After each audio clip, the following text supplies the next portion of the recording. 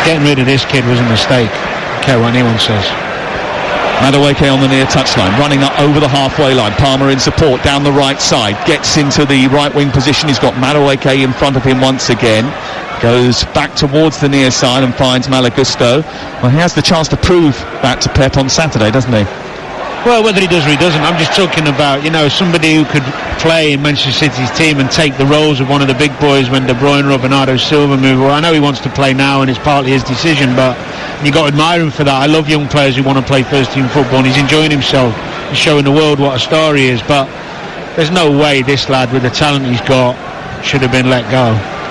I mean, the good news for him is that, I know whether he does or he doesn't, you say that, but he will relish the chance of playing against Manchester City on Saturday, won't he, at Wembley? Of course he will. I was here actually for the 4-4 where he tried to get involved in the huddle with Manchester City to listen to what they were saying about a free kick.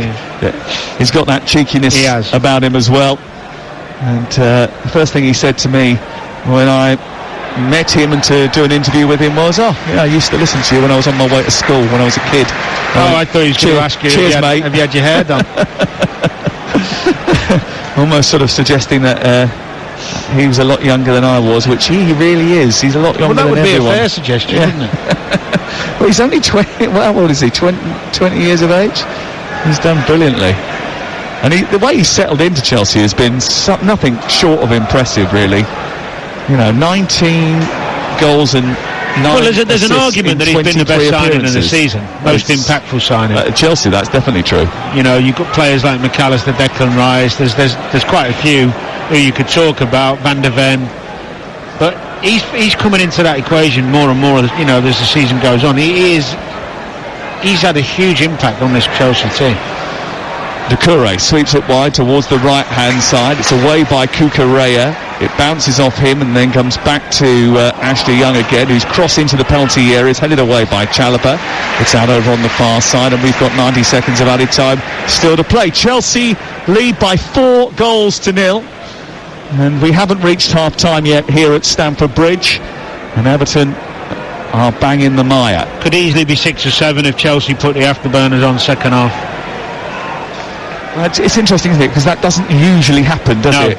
Usually the second half after a first half like this is a little bit more sedate and limp, but you just wonder whether or not, because Chelsea haven't been able to entertain this crowd with the kind of, as the corner comes into the far post headed wide by Onana, they haven't formed the relationship, the connection with the management staff yet and the players yet that maybe they need. Maybe Pochettino might feel, actually, this is a real opportunity to get a connection, to have a moment together. They had one the other Thursday night when they beat Manchester United 4-3. I think winning Saturday would create that connection more than another few goals here second half, to be honest, because that may put them in a great position then. But I know what you mean. Just keep the foot on the gas, keep everybody entertained, show these Chelsea supporters what talent these young lads have. Some of them have taken a while to settle and will get better. They just, obviously, from week to week, you can see they're lacking that bit of experience and know-how. It's what you get when you buy young players, and only young players. And it was interesting when you guys were discussing pre-match what he said in the press conference, and one of the things he was saying was that he wanted more experience in the summer, Mauricio Pochettino. Well, it's looked pretty good tonight, hasn't it? Let's be completely clear. It's a supreme first half display by a supreme player in Cole Palmer, and a very good Chelsea display. They know a victory will have their fans, the owners as well, dreaming of European football. Everton know that a defeat will leave them fearing the worst. Right now, they're certainly fearing the worst. Chelsea have the advantage at the break, and it is a huge one. 4-0, a hat-trick from Palmer, his second home hat-trick in 2 games. 4-0. Couple of changes at half-time for Everton. Off goes Onana and Coleman. Patterson and Gomez comes on, and Danny Murphy was saying, look, let's be completely honest, it could be anyone out there that they decide to replace, but he had to make some changes, he had to offer a warning, and he's done that. Yeah, I wouldn't have been bringing Onana off. He's one of the few who's got the physical capabilities to put himself about and get after this Chelsea team a little bit, but well, he's had an injury. Maybe he's protecting him because he's thinking Nottingham Forest on Monday, nothing we can do at 4-0. I mean, bearing in mind I don't think they've scored 4 goals in a game all season. To score 4 in one half would be particularly difficult for them. Go through the 11s for you as they stand. Chelsea leading by 4-0. Petrovic is their goalkeeper. Gusto right back. Thiago Silva, Chalobah and Cucurella make up the back 4. Harrison's on as well. Caicedo and Gallagher in midfield. Madueke, Palmer and Mudryk behind Jackson in attack. Pickford is the goalkeeper for Everton. They've got at right back now Patterson, Tarkowski, Branthwaite and Mikalenko in midfield. Doucouré, Gomez, McNeil, Young and Harrison, and up top it's Beto. Yeah, Harrison has also come on. He's replaced Garner at the break. So 3 changes for Everton at the start of the second half. They find themselves 4-0 down, and I wonder whether or not it's damage limitation now, Danny. To a degree, yeah, definitely. And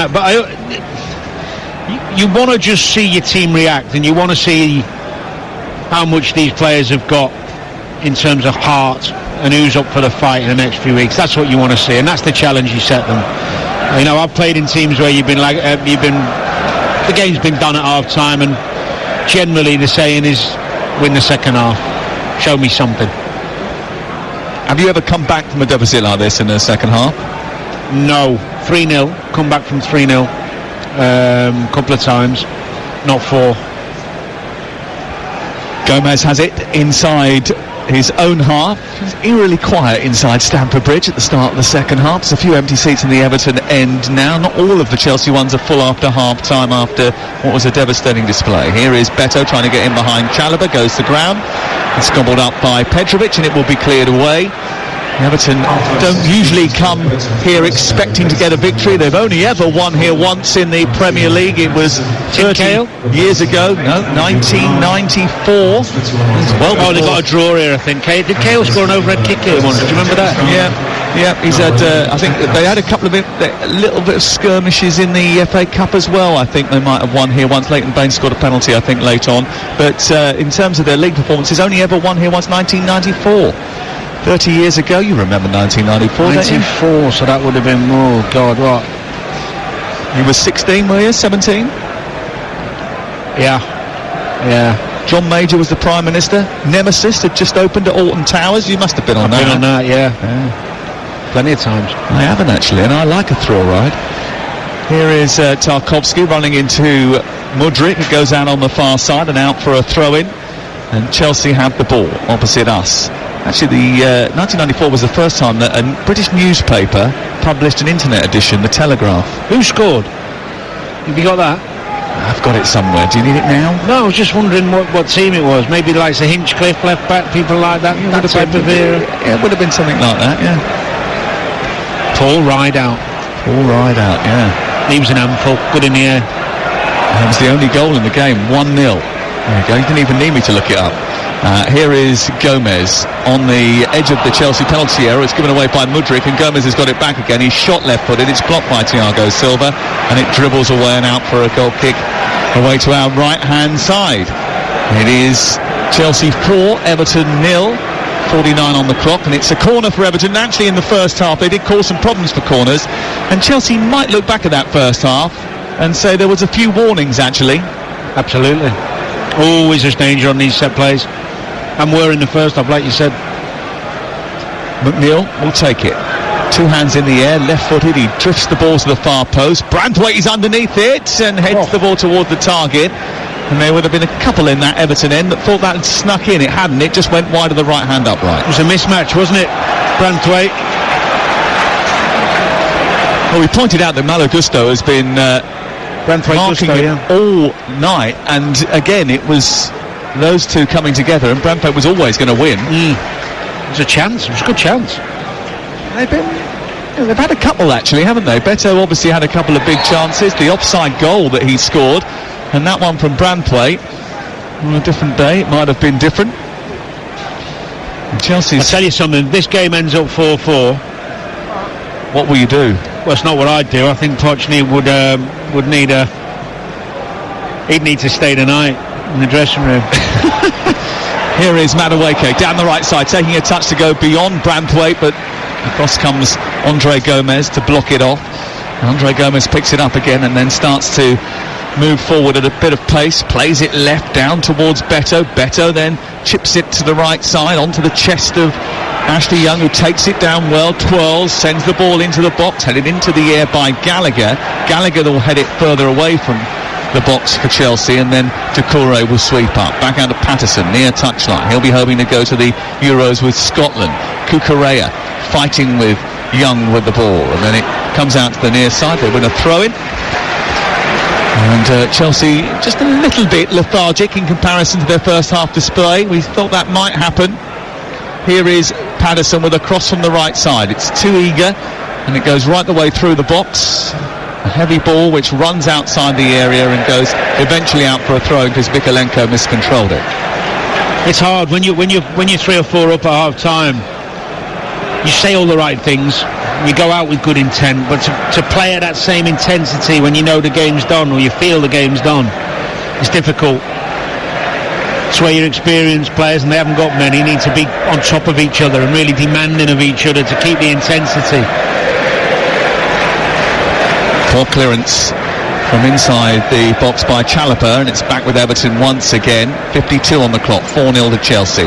In behind Mudryk, the ball comes to Patterson. Cucurella does well, and then, dear, Tarkowski's going to get a yellow card for a nasty little challenge on Jackson, who spun the ball round him and went to chase onto it, and Tarkowski was having absolutely none of that. Didn't need to, because he never got to it, Jackson. Silly yellow. He's got a bit of a dead leg there, maybe. Oh, that's going to hurt. He's gone down, he's feeling it, and he'll be feeling that for a couple of days afterwards, I think. He's not happy. I'm trying to work out whether he's got something sewn into his hair or he's dyed a bit of the back of his hair a different colour. Jackson, either way. Or he could have fell on the line and got a bit of white on it. Well, that wouldn't really have explained why it's been like that since kick-off. I was trying to give him the benefit of the doubt, the lad. Well, he obviously likes it. It's Madueke down the right-hand side, moving towards the right angle of the penalty area. Madueke gets into the box, leaves it for Malagusto, goes on the outside, puts the cross into the area. It's headed away by Tarkowski, and then it's won over on the far side by Gusto again. Gusto turns it back to Caicedo, and then all the way back to Chalobah. Chelsea now trying to keep the ball on the halfway line. Their hopes of finishing in the European spots have crept up following their 7, soon to be 8 unbeaten run in the Premier League. They have a huge FA Cup semi-final at the weekend against Manchester City, and the following midweek they've got a big game at Arsenal next Tuesday, live and exclusive and only on Talk Sport. We can't wait for that. Could be a very different complexion to the season by the time we get to the end of that night. It may well have all have faltered as well by the time we get there as well, because Chelsea's inconsistency has been the feature of their season. Here's Mudryk, who's charging through the middle. He's released Palmer for another, stopped by the feet of Pickford this time. He's frustrated by that. It was a brilliant run by Mudryk, who picked the ball up on the halfway line, slanted his way infield, fed the ball down the inside left channel for Palmer, who pulled the trigger.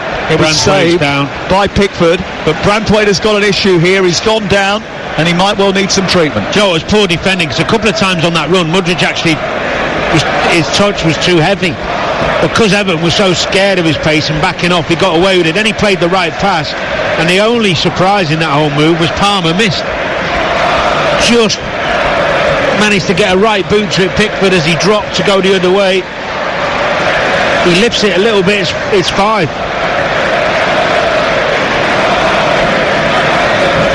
Well, Branthwaite is on the floor receiving treatment from the Everton physio, and Sean Dyche is getting information from Steve Stone and Ian Woner, who's alongside him in the technical area. Pochettino's come out to have a word with Thiago Silva. Maybe he's just asking them to up the tempo again here as we approach the hour mark. There's a significant delay here as Branthwaite gets treatment, and Andre Gomez is suggesting that actually they just need to make a change. Well, this is a blow, not necessarily for tonight, Sam, but the rest, they're definitely bringing him off. Look, Physio's rolling his hands to make the change. Huge blow for the next few weeks coming up. If that is a hamstring, it's going to be at least a couple of weeks, isn't it? Yep. And it's, I suppose, the one thing you would say is if they're not 100% sure, tonight is not the night to take a gamble with it. Well, no, he is sure. He's a tough lad. He's from Carlisle, for God's sake.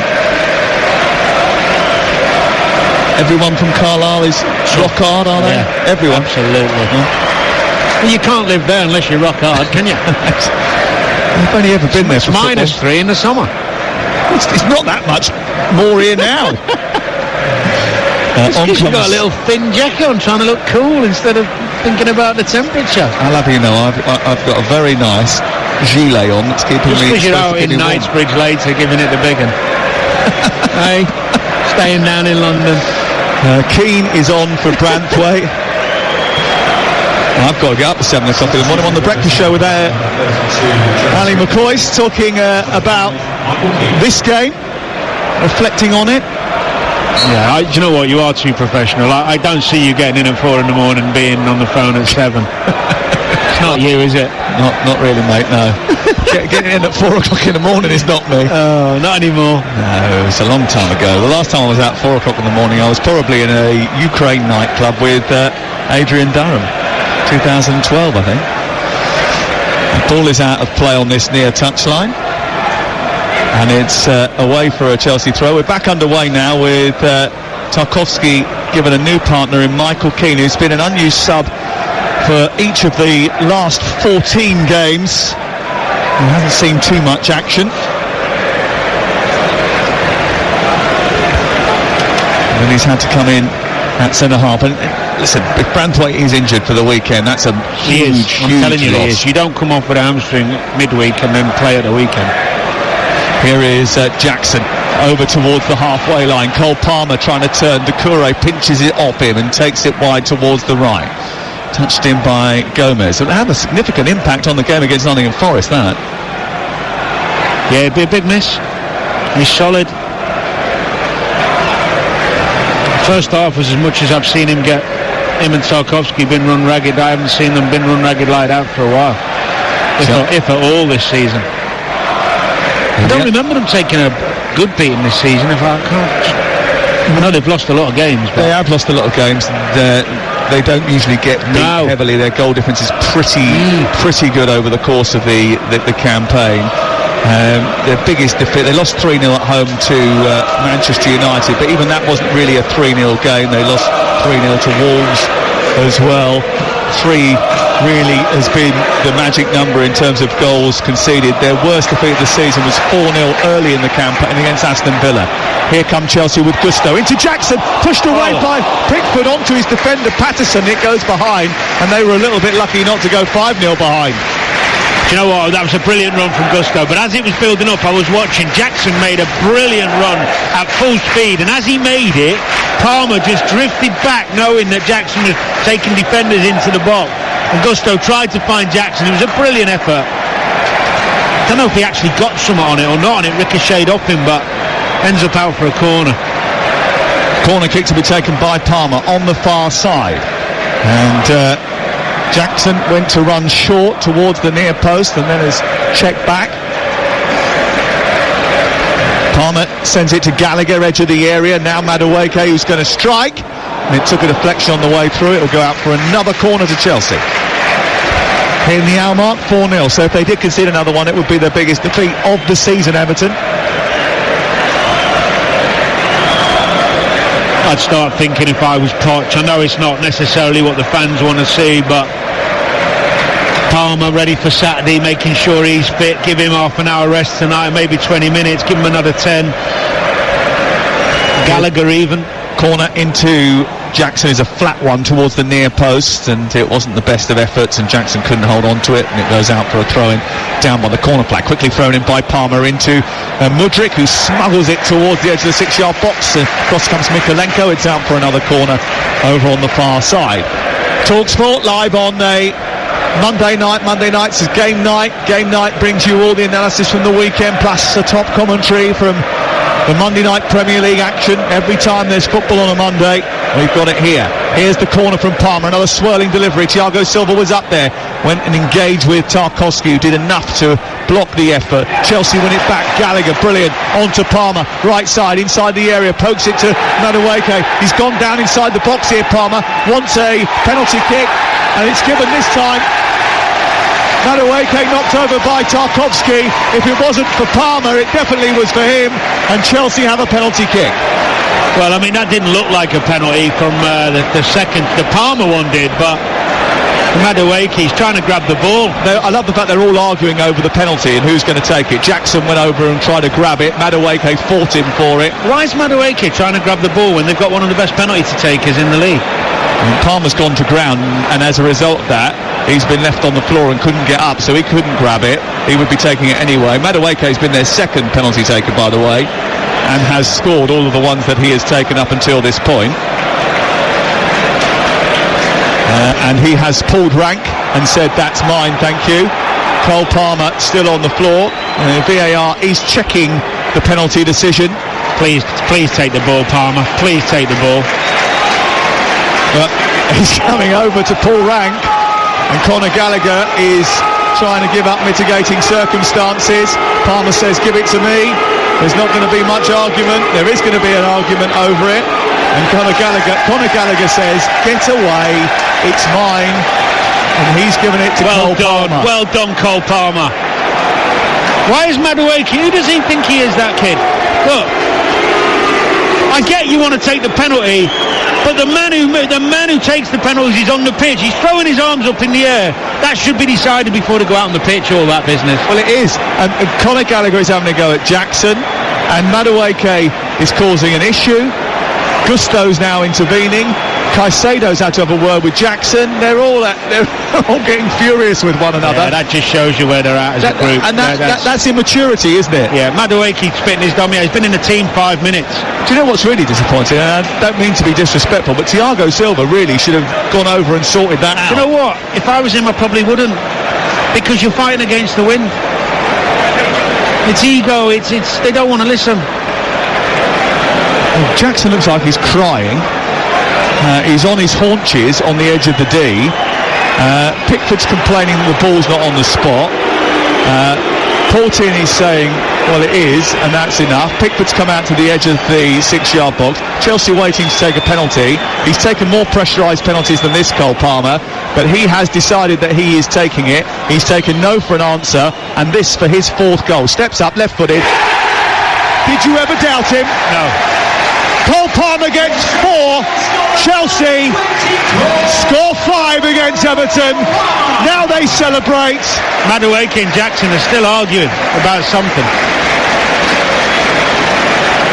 It's a supreme performance, a devastating performance from Cole Palmer, who gets his 4th goal on the night.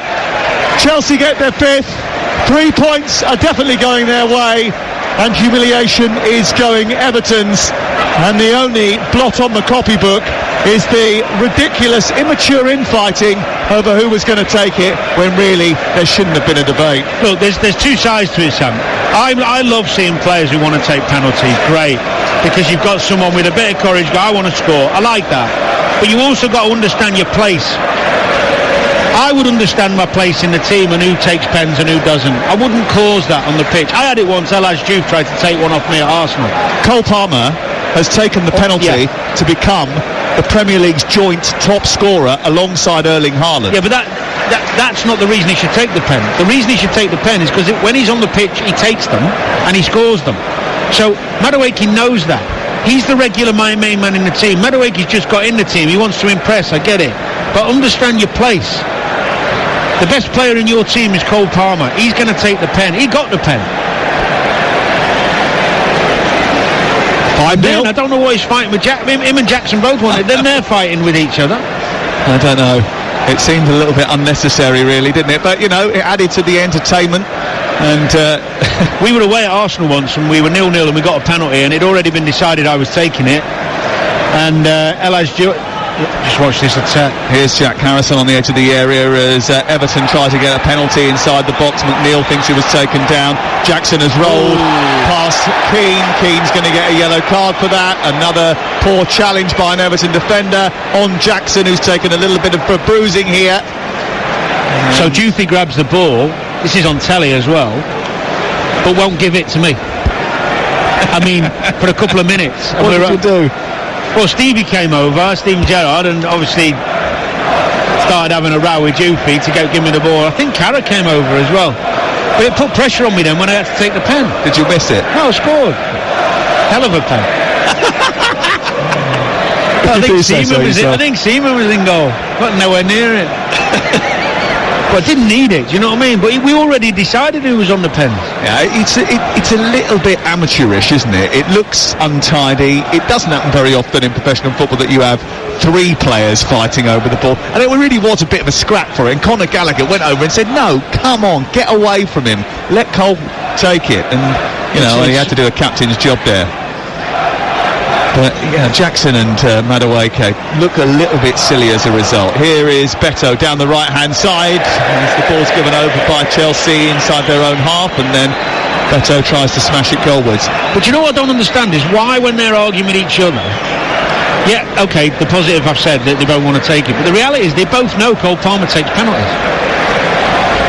So surely you'd say, I don't know why we're arguing actually, because he's going to take it if he gets up.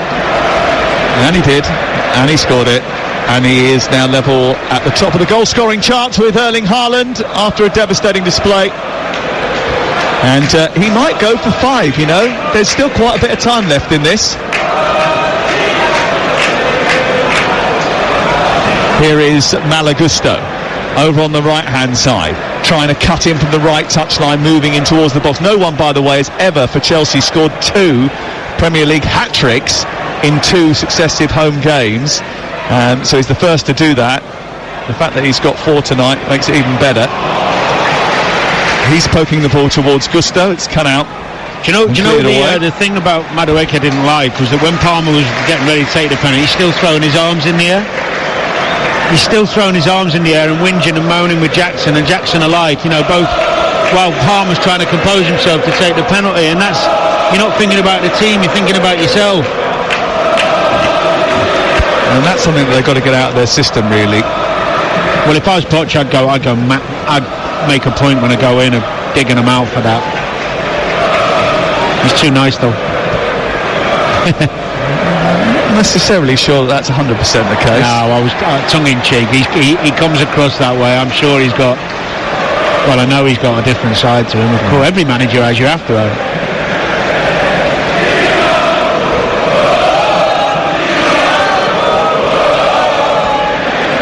Thiago Silva's name rings around Stamford Bridge on this chilly night in West London. Chelsea leading by 5-0 with a good 22 minutes to go. And Sean Dyche scratching his head. Steve Stone providing words of advice. Pochettino standing with his legs astride on the edge of the technical area, watching his team produce their best display of the season. And I wonder what the ingredients are here, because, someone said to me at half-time, 9 months of bilge, and they all come together on one night. Lovely little trick by Madueke to release Caicedo through the centre. Palmer runs to the edge of the box. Every time he gets the ball, they think there's going to be a goal. He tries to poke it through to Malagusto. McNeil stops him, and then the clearance is a poor one, and Gallagher wins it back. Madueke's either got cramp or he's something pulled or something. And he's gone down. He wants the game to be stopped because he's on the floor. The referee isn't doing so, and McNeil is still tussling with Gallagher. It's out for a thrown over on the far side, and now there'll be treatment for Madueke. I think you might be right. It might be cramp. Yeah. He's done well. He looked really sharp tonight, Madueke. That was a great bit of skill as well. He's been really direct, really positive. His end product's been decent. Just that bit of petulance with the penalty. A bit of selfishness.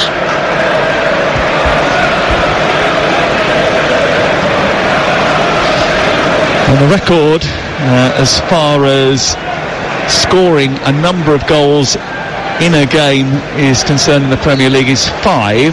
Andy Cole, Manchester United, one of those who have done it. 5 goals in a game. Jermaine Defoe, Berbatov, Aguero and Shearer. Can Cole Palmer join those ranks between now and the end of tonight's game? Has there never been a 6? Never been a double? No, never. Not in the Premier League. The old double hat-trick. Erling Haaland got 5 against Luton in the FA Cup earlier in the season, didn't he? I was at that game, and I'm sure that Cole Palmer has got his eyes on something. Andy Cole against Ipswich, Alan Shearer against Sheffield Wednesday, Defoe against Wigan, Berbatov against Blackburn, Aguero against Newcastle. That was the latest one, which was 15-16. And the referee just having a word with Dwight McNeil and James Tarkowski as Madueke is back to his feet now after his cramp issue. Just wonder whether or not he's just telling Tarkowski and McNeil just to calm things down a little bit. There's been a couple of frustrated challenges that have gone in.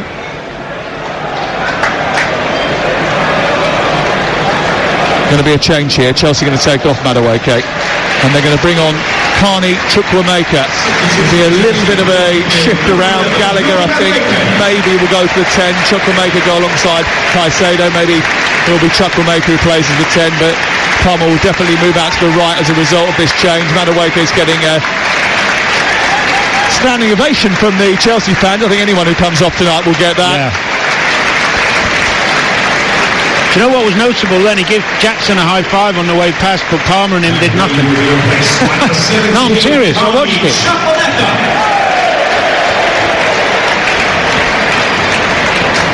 I'm sure they're all mates in the dressing room. I'm sure, but you know those little things you notice. Well, you've been in the dressing room, so you know how significant those things are. Yeah, you do. You've got some mates on the pitch and some not so mates. Really? Who would you not have given a high five to? No, I'm not going there. You brought it up. 18 minutes to go. Cucurella. That was. Sent down the left channel. Mudryk is chasing, but Tarkowski is there.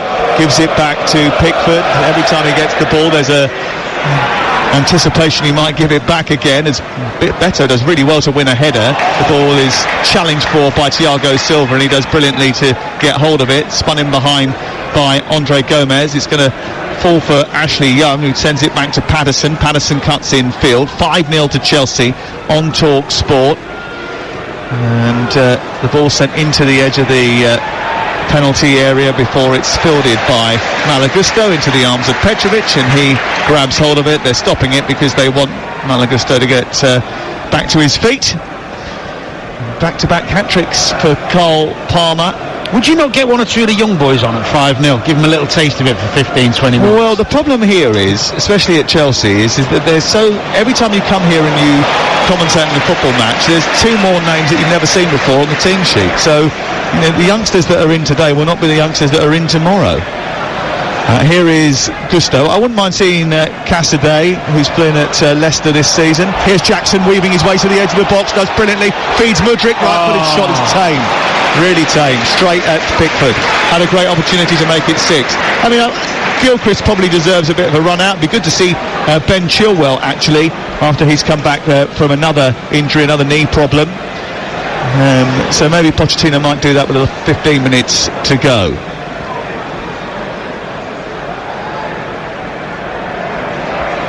Here is Gallagher tussling over on the far side with Harrison. So well. Tracking runners, Gallagher. Does it so well. Would you have him in the England squad? Yeah, absolutely, yeah. I mean, he's a contender for that midfield place. It's just that lack of composure at times, sometimes on the ball in tight situations. He's phenomenal without the ball in terms of, you know, pressing teams and going after them. But if you want to dictate games and break down teams who have got many numbers behind the ball, which England have to do sometimes, it can be more difficult. But no, I'd have no qualms with Conor Gallagher being in the England side. I mean, he'll give you everything, and he'll die for the cause. You know, he's all in, and he can come up with the odd goal. To be fair to him, he's been getting himself in the box and picking up a few important goals for Chelsea this season. His game's improving. Here is Cucurella tussling with Beto down in the left full-back position. Chelsea have it deep inside their own half, leading by 5-0. Ball back to Petrovic, who has to clear here. He does.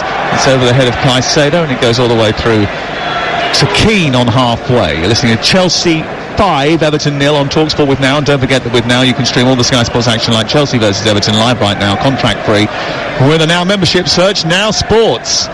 Ball out to the left, and it's with Harrison, then on to Gomez, into the centre. It's headed away by Thiago Silva, and then chasing after it was Nicholas Jackson.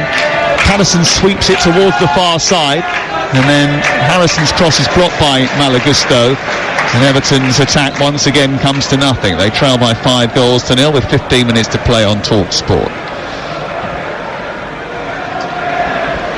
Worth reminding you that the next show after us is the Sports Bar. 03717 223344. Jamie O'Hara and Carlton Cole in action tonight on the Sports Bar, open for business to take your calls. The Cole Palmer tribute hour, I'm sure, from 10 o'clock. 03717 223344. Absolutely. We will do our best to try it. We'll ask to speak to him, won't we? A little look down the line at the producer saying, yeah, go on, try and follow that up, please. I'm sure he'll be much in demand. Here is Cucurella on the near touchline. Ball out of play. Goes out for a throw-in. And collected by Patterson near side. And it's out towards the far touchline for Everton, who come forward with McNeil darting towards the edge of the box, goes past Palmer. Mikalenko with an effort, takes a deflection, goes behind. It's a corner for Everton. You just think of the players in form at the moment. If you think of Foden, Palmer, Bellingham, Saka, Kane as a 5, you want to play against that, would you? I wish we could do a little bit of visuals on the radio there, because he gave me a wink as he said that. It definitely sort of teases you ahead of the summer, doesn't it? A little overhead kick attempt from Beto as the ball goes into the box. It's blocked by Chelsea, and Patterson's got to be a little bit careful here. Got caught under the ball, and Jackson was bearing down on him, and he got a bit fortunate there because Jackson saw maybe a little bit too eager, ran beyond the ball as it bounced behind Patterson, who'd lost it. Mikalenko goes down the left, produces a cross. It's blocked by Caicedo, who's had a very good game in midfield today. Almost sort of freed by the fact that he's not playing alongside Enzo Fernandez, not getting in each other's way maybe a little bit. Yeah, it could be a point. It'd be interesting to see if he's fit for the weekend. He comes back in or he leaves this team to go again. Very difficult to change it, wouldn't it? But, quite attacking though, isn't it? It is. Here the ball goes towards the far post from the corner. It's headed away by Chalobah. It's funneled further clear by Trevor Chalobah. And it's one back on the halfway line. I think they're going to make a couple of more changes here, Chelsea. Pochettino's just turned to his bench and asked for instructions. The ball goes into the area, down the right side. Keane looks for Beto, slips it across the 6-yard area, and Beto manages to push it out and away for a throw-in on this near side. 5-0 to Chelsea. Long trip home for those Evertonians, I'm afraid. Always travelling numbers. Good few of them left at half-time. Yeah, it's a difficult thing on a Monday night as well, isn't it? As Patterson gives the ball away to Jackson. Jackson moves upfield at pace and then tries to turn, but he was surrounded by those bright fluorescent shirts. And Everton give the ball away because Caicedo's just done brilliantly to nab it in the midfield with an excellent tackle.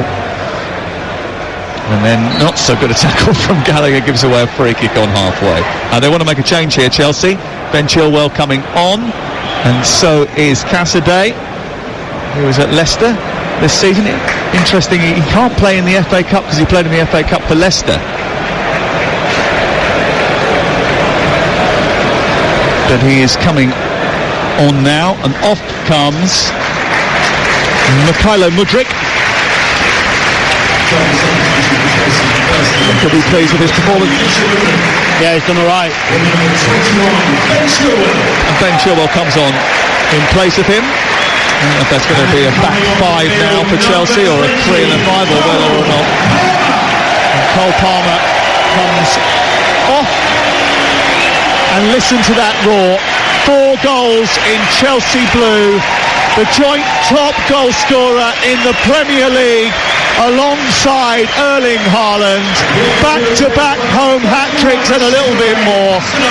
He is replaced by Cesare Cassidy.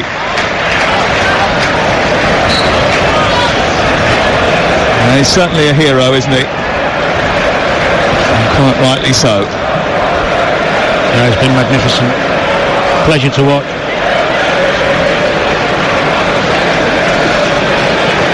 "5-0 to Chelsea, 10 minutes left of play. Caicedo manages to clear upfield, headed down and away. Gallagher's passed the captain's armband to Ben Chilwell for the last 10 minutes. Chukwuemeka takes it inside past Andre Gomez on halfway. Chelsea, who have been a little bit less urgent in this second half, as you would expect, bearing in mind the margin of their advantage. Also the game coming up Saturday in the back of your mind, you know you're going to have to work in that one. Just a bit. They've got Manchester City live on TalkSport, 5:15 kickoff. We will be there throughout the course of the afternoon. Adrian Durham presenting that. I'll be there behind the mic with Stuart Pearce. And then on Sunday we'll bring you Manchester United Coventry. Before that, 2 Champions League games for you Tuesday and Wednesday night. We've got PSG and Barcelona tomorrow on TalkSport 2. Wednesday night a double-header. Arsenal away in Bavaria on TalkSport, and Manchester City against Real Madrid on TalkSport 2. I must admit, I cannot wait to get to the Etihad on Wednesday night. It's going to be some game. Is the Coventry Man United Saturday, did you say? Sunday. Oh, Chelsea Saturday. Chelsea Saturday, 5:15, Coventry Man United Sunday. And Gallagher in midfield. Gets it back to Chalobah. We've got the Leicester game on Saturday live on TalkSport. I mean, what a fantastic title race it is in the EFL Championship as well. With just a couple of games to play now. And the game's ticking away. The only place to hear the conclusion of that race is on TalkSport and TalkSport 2, the TalkSport network, the exclusive rights holders of the EFL. We love the EFL. We've got the playoffs coming up as well, the Championship playoff, the League 1 and 2, all of them on the TalkSport network. Here is Chalobah up towards the halfway line, slipped down the right side into Casadei, and then taken on by Malagusto. Casadei trying to turn and funneling it back into the path of Trevor Chalobah, and Chelsea just content to hold on to possession here. Chelsea 5, Everton 0. The latest odds are available from Ladbrokes. Nicholas Jackson to score next, 6-1. Gallagher to score next, 7-1. It's all thanks to Ladbrokes, 18+ BeGambleAware.org. Caicedo's just taken a little bit of a whack to his knee. He's gingerly getting back to his feet on halfway. Ball loose, Gallagher wins it back, of course he does. He's hungry, full of desire, snapping into every possible tackle, Conor Gallagher. And when you look at the Everton performances, the inquest obviously would have started way before half-time, but what would you alter ahead of Sunday's game with Nottingham Forest? It's a key fixture now, isn't it? Almost a little bit like a cup final, really, because after this battering, if they don't respond, or if they were to lose that game, I mean, the nerves and the tension that has surrounded Everton all season certainly would ramp up. Well, I think it'll be a reminder of the fundamentals that they've got already under Sean Dyche. You know, we talked about their clean sheets and their not conceding lots of goals this season. This isn't normal for them to capitulate.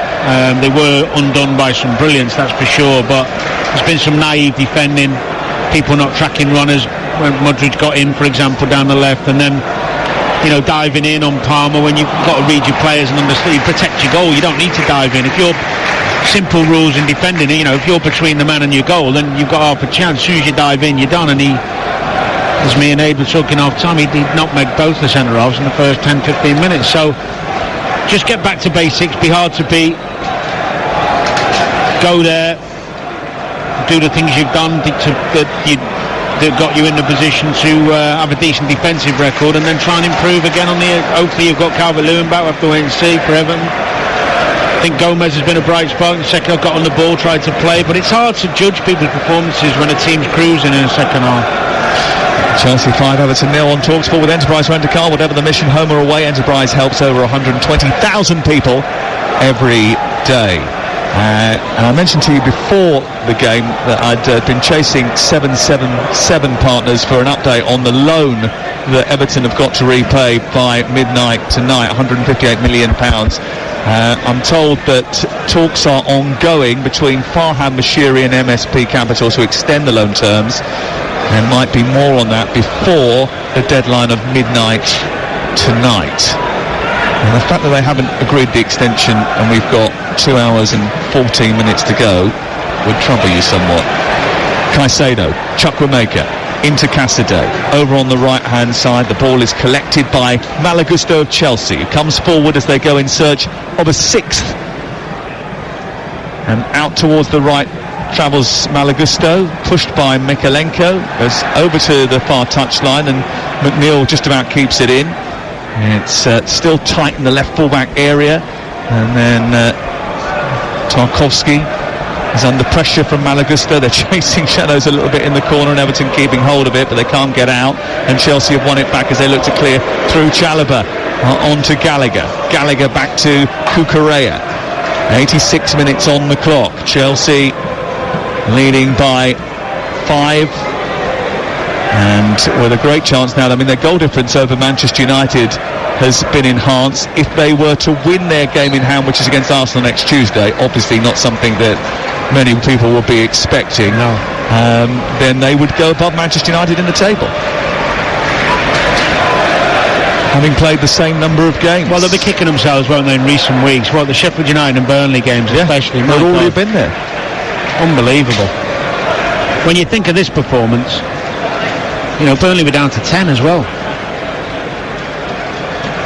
That's right, isn't it? They were down. Yeah, the player sent off. It was again. It's one of those games where they've just gifted a team back the way into the game. You think they led until stoppage time in that match against Sheffield United when they weren't very good anyway.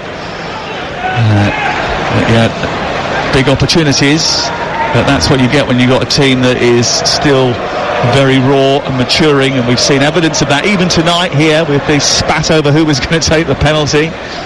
We'll have a few stories about that, I'm sure, tonight on the Sports Bar. I wonder if Jamie O'Hara and Carlton Cole are scrapping over who sits in the big seat before the start. Jamie wins that. You take the point. Look, there's some positives from players, three of them wanting to take pens, but there are some negatives around the behaviour after throwing your arms in the air and pushing people away and all that. I mean, it's ridiculous. Off comes Malagusto. Alfie Gilchrist comes on for 2.5 minutes at the end of the game. Chelsea make another change. David Washington, why not give him 10 minutes? Known as David, will come on too. Never understood this with managers.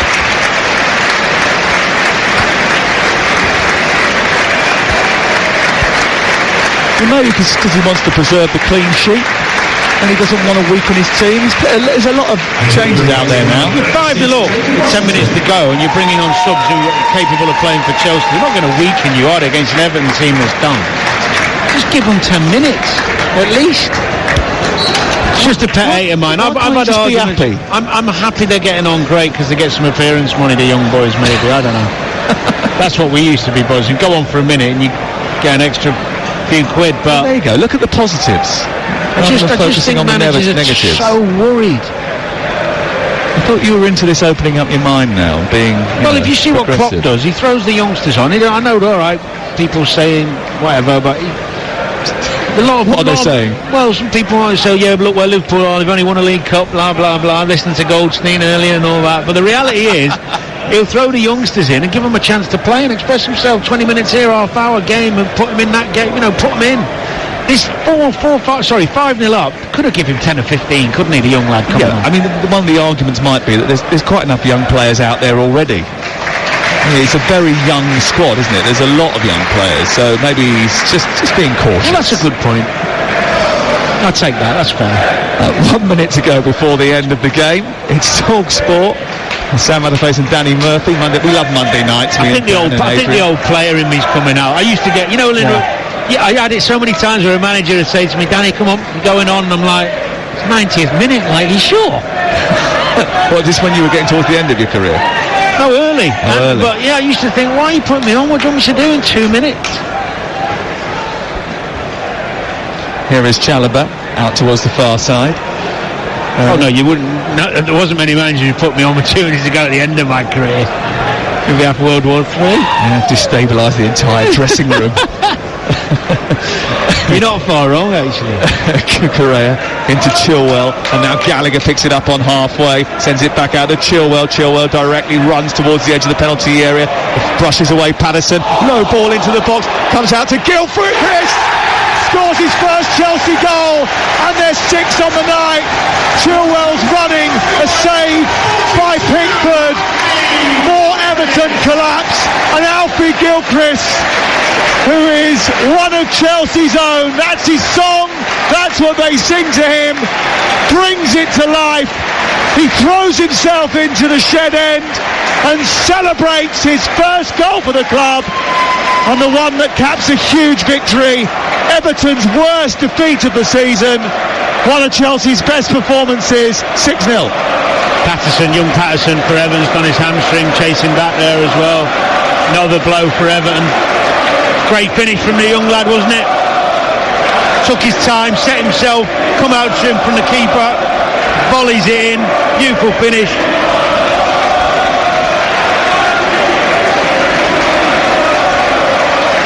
He smacked it well hard from the edge of the 6-yard box. It was Chilwell's effort from the other side that was parried by Pickford straight out into the box. He tried to push it wide, but Gilchrist was waiting, had time to look, to wait, watch it bounce up in front of him, and he volleyed it hard. He went running over, slapped the corner flag, and then put his head right into the arms of the supporters over on the far side to celebrate his first Chelsea goal. He was delighted about it.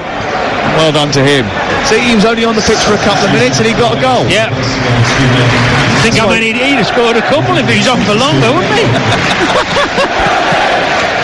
Could be on for the match ball. Ben Godfrey comes on for Patterson. So a sub of a sub. 7 minutes added. 7 minutes of added time. Just what you need when you're 6-0 down.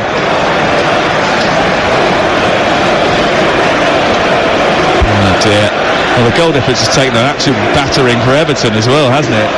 Which is not great for them, because actually their goal difference wasn't that bad because of the fact there was a points deduction, so they haven't conceded as many goals as some of the others down the bottom of the table, but now it doesn't look as good at all for them. And they've gone -16, which is the same as Nottingham Forest, and that could be significant. Could be, yeah. I'm not sure how he defend this one, Daishi. It's been a horrendous performance. Yeah. Well, we'll try and speak to him a little bit later on the Sports Bar. I think we're doing those live into the show. So stay tuned to TalkSport, because there's a hell of a lot more to come as the boys dissect it, and we bring you the live interviews from downstairs in just half an hour's time, something like that. I don't think those interviews are ones you'll want to miss tonight. Everton will have 27 points from 32 games. They're just above Nottingham Forest, who have 26 points from 33 games. Those two meet on Sunday. Luton Town have 25 points from 33 games. I mean, there is a scenario here where those two draw at the weekend and Luton win their next game, and Luton go above them both. On this performance, and I know it's only one performance, and seeing Forest the last couple of weeks, you'd make Forest favourites for that one at the moment. Well, if they do end up winning that, then Everton become the target for Luton Town over the next couple of weeks, and those two meet towards the end of the season at Kenilworth Road. Not a place you'd want to go when you desperately have to win. Well, I think Luton haven't they got Burnley this weekend? Or Sheffield United? One of them teams around them. This weekend, they play Brentford at Kenilworth Road at 3 o'clock on Saturday. So a winnable game for them. And then they go away to Wolves, and then it's that big Everton game on the Friday night, which, funnily enough, is live on TalkSport. Aid will be there. Here is Gallagher out towards the far side, looking for Gilchrist. Gets a big cheer every time he touches the ball. And I suppose that's a key thing, you know, when you're sort of a young player that's come through the ranks and you make it into the first team, and he plays with heart and desire, Alfie Gilchrist. He gets recognised, despite the fact there's a lot of young players around at this moment in time, as one for whom the club means a hell of a lot. He was born in Kingston upon Thames, grew up in the local-ish area, been at the club since he was a very young kid, and he has scored his first goal tonight. Ashley Young with another good cross into the box, punched away, and then Gilchrist chests it down and kicks it clear over on the far side. Well, Chelsea about to put pressure on West Ham, Newcastle and Manchester United. They're starting to find a bit of form at home. One defeat in 17 home games now, Dan. Good. It's a solid record, and they've won 13 of those. And the early season problems are starting to fall by the wayside. Ball back by Godfrey to Pickford. There was no problem for Pickford, but the Chelsea fans are just unsettling him now, having a bit of a giggle. And we've played our 5 minutes of 7 added on at the end of the 90. Pickford again getting a bit of trouble from the Chelsea fans, and he turns round as if to say, come on, leave me alone. A ball headed down by Cassidy, picked up by Gomez. Everton, who haven't done the double over Chelsea since 1978-79, are not going to do it this season. And I don't think many people thought they would get all 3 points here tonight. They haven't won a game since December till last week, and even that was a little bit fortunate. So winning back-to-back games was always going to be a big ask, but to lose in this manner is quite startling, really, bearing in mind they've just got on the scoreboard again. Here is Beto from the edge of the area trying to get a consolation goal, parried away by Petrovic, and the clean sheet may well be preserved here by Chelsea. And Gallagher is nudged to the floor, and the free kick is given to Chelsea as we enter the final minute of stoppage time. What lessons will Pochettino have garnered from this game? Well, I think he'll be pleased to see Caicedo sharp and bang at it in the middle of the pitch there. It's as good as I've seen him. The importance of Palmer in that 10 role, how much more influential he can be than stuck out wide sometimes, where he has to wait for the ball a bit more. I think that's something he'll be looking at a bit more, whether he decides to do that at the weekend. And then, other than that, I mean, he's going to have to make a decision on the centre-back pairing as well when the lads are fit, aren't they? Because he's chopped and changed that area of the pitch. And this is their first clean sheet in a while, isn't it, I think? Yeah. So he's got some big decisions depending on who's fit for Saturday, because obviously they're going to be tested then. Chelsea are now 3 points behind Newcastle United and Manchester United with a game in hand. They are breathing down the neck of West Ham United and have 2 matches in their pocket over David Moyes' side. They're 90 minutes from the second cup final of the season, and they have one of the best young players in the league, and currently the joint top scorer in the division in Cole Palmer, who becomes the first Chelsea player to score back-to-back home hat-tricks in the Premier League. Maybe, just maybe, the season will not end with Chelsea feeling as blue as they have for most of it. It's a different story for Everton, though. They're now looking over their shoulder nervously. They should have enough, but they should have had enough to pull away from this predicament already. Their game on Sunday with Forest is massive, as was their defeat in West London. Chelsea 6, Everton 0, and the party started.